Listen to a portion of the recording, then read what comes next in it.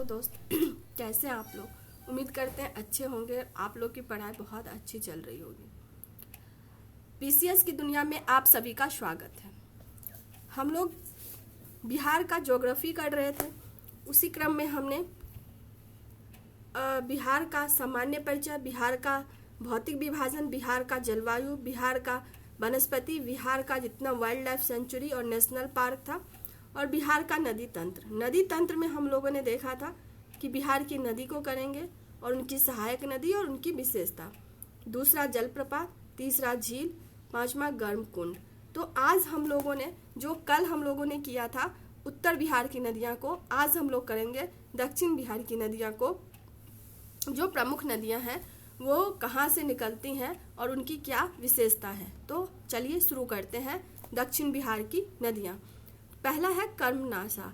इसकी उत्पत्ति कैमूर की पहाड़ी से होती है और यह जो है वो ये बिहार और उत्तर प्रदेश की सीमा भी बनाती है और दक्षिण बिहार की सबसे पश्चिमी नदी है और यह अपवित्र नदी इसे कहा जाता है। तो देखिए इसमें तीन चीज़ें हैं। सबसे पहला कहाँ से निकलती है? कैमूर की पहाड़ी से।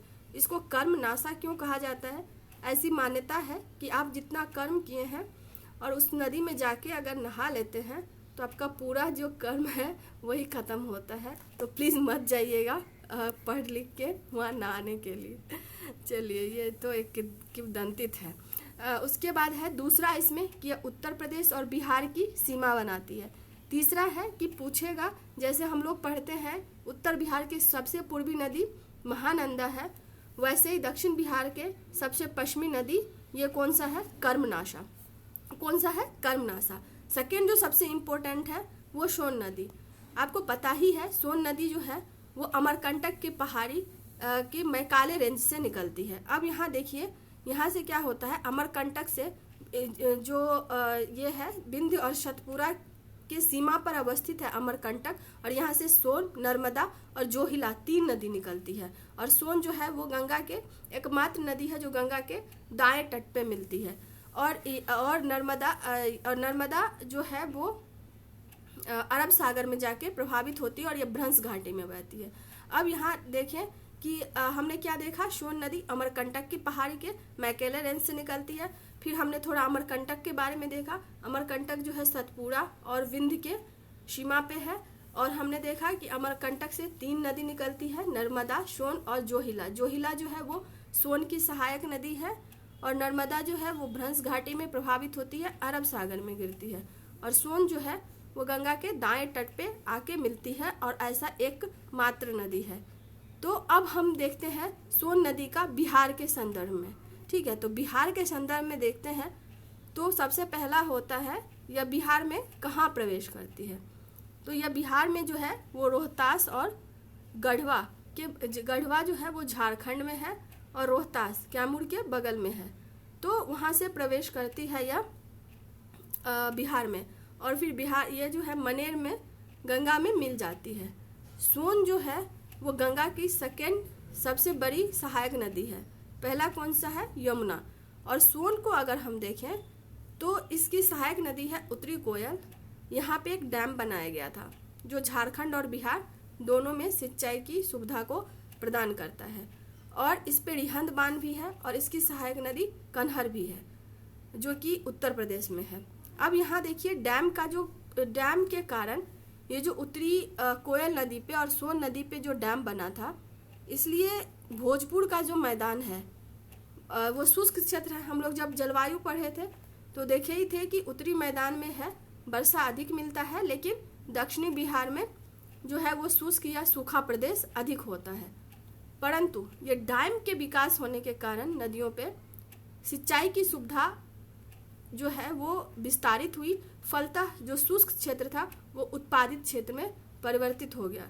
अगर एग्जाम्पल के तौर पे देखिए, रोहतास जो है वो चावल का सबसे अधिक उत्पादनकर्ता जिला है। गेहूं का भी सबसे अधिक रोहतास में ही होता है। यह पुराने ज़माने में प्लेसर गोल्ड यानी कि सोना के निक्षेप इस नदी में मिलते थे, इसलिए इसको सोन नदी कहा जाता है, और वर्तमान में यह बालू खनन के लिए प्रसिद्ध है। तो सोन नदी के संदर्भ में हमने कितने चीज़ें देखी। सबसे पहले देखा कि अमरकंटक से निकलती है, दूसरा मनेर में गंगा से मिलती है, तीसरा जो है इस पे अनेक डैम बनाए गए हैं सोन पे, और साथ ही इसकी सहायक नदी है। जैसे अगर बिहार और झारखंड में देखें तो उत्तरी कोयल नदी पे ये जो डैम बनाया गया उससे क्या हुआ, सिंचाई का सुविधा हुआ। जब सिंचाई का सुविधा हुआ तो क्या हुआ, जो शुष्क प्रदेश था बिहार का, जो भोजपुर का मैदान था, वहाँ पे सिंचाई की सुविधा हुई। जब सिंचाई होगा तो क्या होगा, जो कृषि की उत्पादन और उत्पादकता है उसमें वृद्धि होगी। तो जैसे एग्जाम्पल के तौर पे देख सकते हैं, रोहतास में चावल और गेहूं का उत्पादन सबसे अधिक होता है। अगला जो है, और हाँ इसमें क्या था, प्लेसर गोल्ड पाया जाता था, यानी जो सोना होते थे उसके निक्षेप, परंतु अभी जो है वो बालू खनन के लिए ये विख्यात है, कुख्यात है, जो भी कहिए। अब एक हम देख लेते हैं उत्तर प्रदेश और बिहार की, अच्छा इसको लास्ट में देखेंगे। अब हम देखते हैं पुनपुन। पुनपुन जो है वो छोटा नागपुर के पहाड़ी से निकलती है, और ये कई बार पूछा है कि पुनपुन गंगा में कहाँ मिलती है, तो यह फतुहा पटना में मिलती है। कहाँ मिलती है, फतुहा पटना में मिलती है। इसकी सहायक नदी में कुछ इम्पोर्टेंट है, जैसे मोरहर, मादर, दरधा। तो मेनली जो है वो मादर और दरधा जो है वो इम्पोर्टेंट होता है। अगर हम एक छोटा नागपुर के पठार से देखें तो यहाँ से कई ज़्यादा नदियाँ निकलती हैं। एक्चुअली जब हम लोग भौतिक विभाजन पढ़ेंगे इंडिया का, तो वहाँ देखेंगे प्रायद्वीपीय भूमि का पूर्वी भाग, तो उसमें आता है छोटा नागपुर का पठार एक पार्ट। छोटा नागपुर पठार के 3 पार्ट हैं, एक रांची का पठार, दूसरा हजारीबाग का पठार, और तीसरा जो है राजमहल गारो गैप। तो रांची के पठार से स्वर्ण रेखा निकलती है, जो कि जानते ही हैं, रांची होते हुए एकमात्र नदी झारखंड की है जो सीधा वेस्ट बंगाल में अपना जल विसर्जन करती है। हजारीबाग के पठार से देखिए बिहार की एक महत्वपूर्ण नदी निकलती है जिसका नाम है फल्गु। क्या नाम है, फल्गु। ये कहाँ से निकलती है, छोटा नागपुर के हजारीबाग प्लेटू से। और यहीं पे पढ़े होंगे हजारीबाग की सबसे ऊंची पारसनाथ है। ठीक है, तो चलिए अब हम ये फल्गु नदी पे आते हैं। तो हमने देखा कि फल्गु जो है कहाँ से निकलती है, हजारीबाग के पठार से। हजारीबाग किसका पार्ट है, छोटा नागपुर का पार्ट है, और छोटा नागपुर का पठार किसका है, प्रायद्वीपीय। तो हमने क्या देखा, जो दक्षिण बिहार की नदियां हैं वो मुख्यतः प्रायद्वीपीय नदियां हैं। अब इसको जो है 67th में भी पूछा हुआ है कि जो फल्गु नदी है वो किन 2 धाराओं से मिलकर बनी है। तो ये है नीलंजना और मोहना, और जिसको निरंजना भी कहते हैं।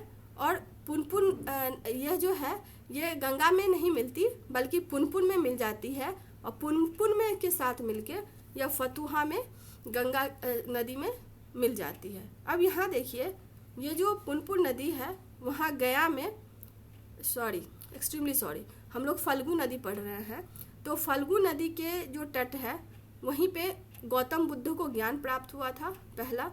दूसरा जो पितृपक्ष का मेला लगता है, श्राद्ध कर्म मेला, वो यहीं लगता है। तीसरा यहाँ पे विष्णुपद मंदिर है। तो इसमें जो हमने देखा, फल्गु नदी कहाँ से निकलती है, हजारीबाग के पठार से। हजारीबाग का पठार किसका पार्ट है, छोटा नागपुर का एक भाग है। तो इसका मतलब यह प्रायद्वीपीय नदियां हैं। किन 2 धाराओं से मिलके मिलती है, नीलंजना और मोहना। ये 67th में पूछा है। ये गंगा में कहाँ मिलती है, फतुहा में। क्यों, यह पुनपुन से मिल जाती है, और पुनपुन फतुहा में मिलती है गंगा से। फिर गया में, अब यहाँ देखिए फल्गु नदी के तट पे ही गंगा है। गंगा में क्या है, फल्गु नदी के तट पे जो गौतम बुद्ध जी थे उनको ज्ञान की प्राप्ति हुई थी। पहला विष्णुपद मंदिर 67th में भी पूछा है। विष्णुपद मंदिर जो है वो कहाँ है, गया जी में। ये किस नदी के तट पे है, फल्गु नदी के तट पे। अब देखिए विष्णु मंदिर पूछा है तो हो सकता है स्टेटमेंट बेस दे दे कि यह जो है फल्गु विष्णुपद मंदिर जो है वो गया जी में अवस्थित है, पहला। दूसरा दे दे कि विष्णुपद मंदिर फल्गु नदी के तट पर अवस्थित है। तो उपयुक्त में से एक 2 उपयुक्त में से कोई नहीं करके, ठीक है। और यहाँ पे पितृपक्ष का मेला या जो पितृपक्ष का श्राद्ध कर्म मेला होता है वो भी यहाँ पे लगता है। अब यहाँ से देखिए ये इतने इम्पोर्टेंट थे। और एक जो इम्पोर्टेंट हो जाता है, बिहार और उत्तर प्रदेश की सीमाओं को मिलाने वाली नदियाँ। उत्तर प्रदेश की सीमा को जो छूती है नदी वो कौन कौन सी है?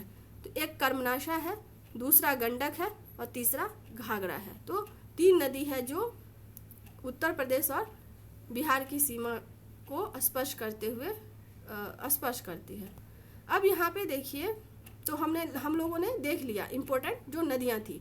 अगला जो हमारा है वो बिहार की प्रमुख झील। इसमें हम देखेंगे बिहार की झील, जिला कौन सा है और इसकी क्या विशेषता है। तो सबसे पहला जो झील है वो है कांवर लेक। कांवर लेक कहाँ है? बेगूसराय में। अब यहाँ देखिए, कांवर लेक से रिलेटेड जितना भी इंफॉर्मेशन है सबको हम लोग एक साथ देख लेंगे। यह एशिया का सबसे बड़ा ऑक्सबो लेक है, पहला। दूसरा, यह जो है वो मीठे पानी का झील है और बिहार का सबसे बड़ा झील है। सबसे पहला हमने क्या देखा? ये ऑक्सबो लेक है। दूसरा क्या देखा?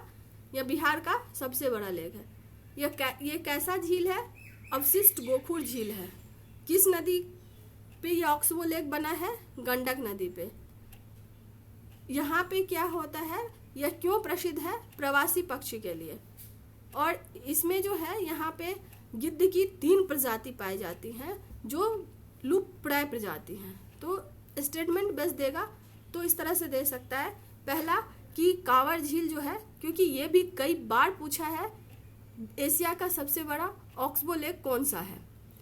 बिहार का सबसे बड़ा झील है, यह मीठे पानी का झील है, यह प्रवासी पक्षियों के लिए प्रसिद्ध है और यहाँ पे 3 प्रकार की लुप्तप्राय जो गिद्ध है वो प्रजाति पाई जाती है।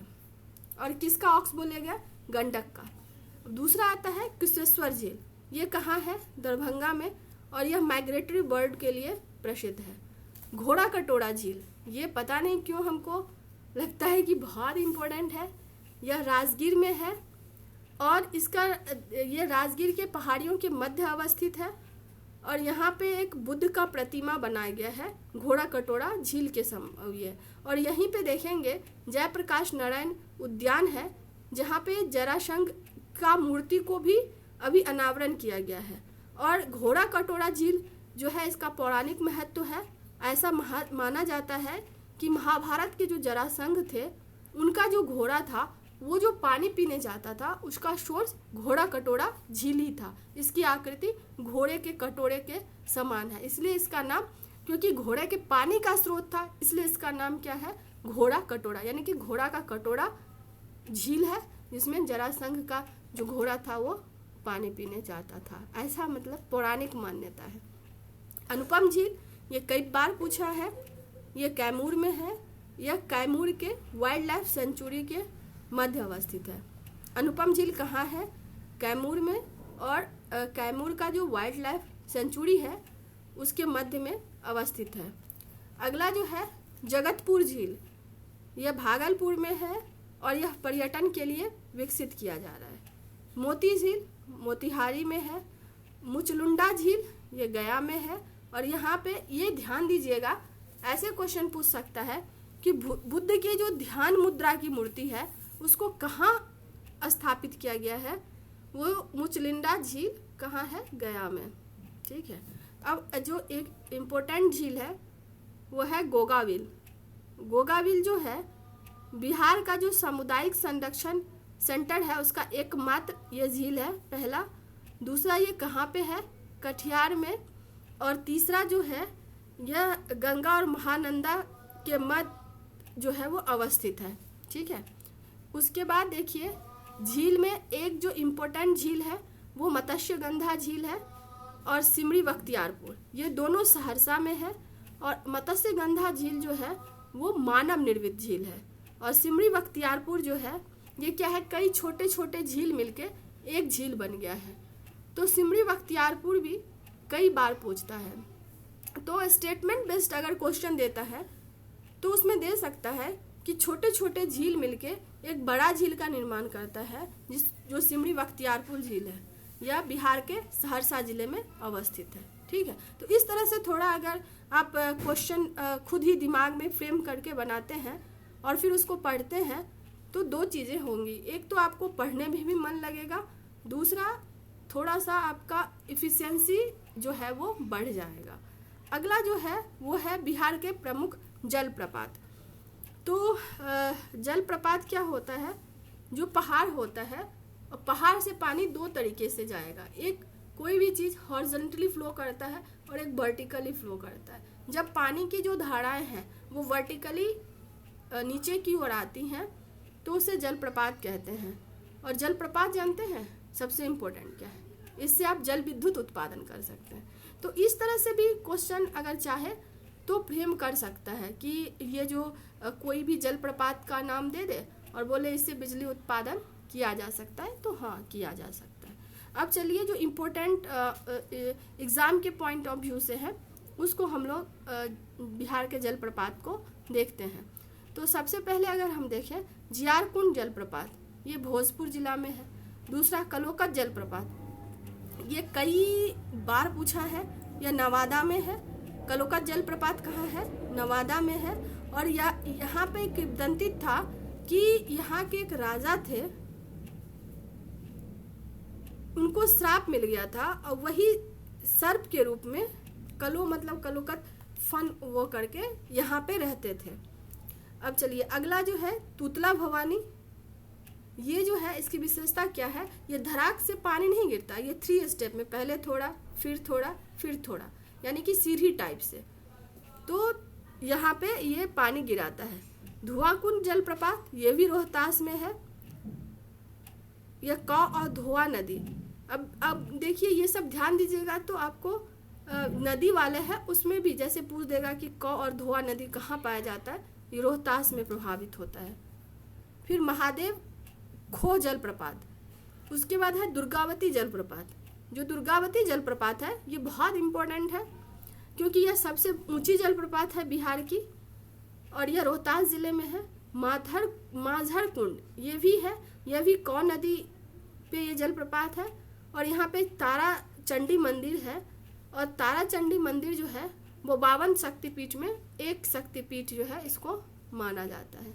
फिर देखिए तेलहर कुंड और करकट जलप्रपात, ये कैमूर में है। तो कैमूर में कितने हैं, 2 हैं, कौन कौन से, तेलहर, दूसरा करकट। बक्सर में कौन सा है, उसके बाद ये रोहतास, सबसे ज़्यादा जलप्रपात जो है वो रोहतास में है। एक तो हो गया आपका तूतला भवानी, दूसरा हो गया धुआं कुंड, तीसरा हो गया महादेव खो, चौथा हो गया दुर्गावती, 5वां हो गया माझड़ कुंड, जिसमें सबसे इम्पोर्टेंट धुआं कुंड है, दूसरा दुर्गावती है, तीसरा माझड़ कुंड है। ठीक है। जियाउर खंड जलप्रपात कहाँ है, भोजपुर में। और कलोकत कहाँ है, नवादा में। तो इसमें जो सबसे ज़्यादा पूछता है वो आपका पूछता है तेलहर, करकट, कलोकत, दुर्गावती, माझड़ और आपका कलोकत, ये बहुत ही इम्पोर्टेंट जलप्रपात है। रह गया कुंड और फिर डैम इसमें नदी तंत्र में। तो आज के लिए बस इतना ही। उम्मीद करते हैं आपको प्रायद्वीपीय नदियाँ, झील और जलप्रपात से रिलेटेड जो भी क्वेश्चन आएंगे एग्जामिनेशन हॉल में, इससे 1 या 2 क्वेश्चन बनते हैं या मिलान करने के लिए दे दे तो आपको ज़रूर बन जाएगा। ध्यान से पढ़िए आप लोग, अब एग्ज़ाम का बहुत कम टाइम बचते जा रहा है। उम्मीद करते हैं आपको ये सीरीज़ अच्छा लग रहा होगा। प्लीज़ आपको अच्छा लग रहा हो तो मेरे चैनल को लाइक कर दीजिए, सॉरी मेरे चैनल को सब्सक्राइब कर दीजिए, मेरे वीडियो को लाइक कर दीजिए। आप लोग पढ़िए, इस सफ़र में हर कदम पे आपके साथ है। तो आज के लिए बस इतना ही। Thank you so much. मिलते हैं बहुत जल्द।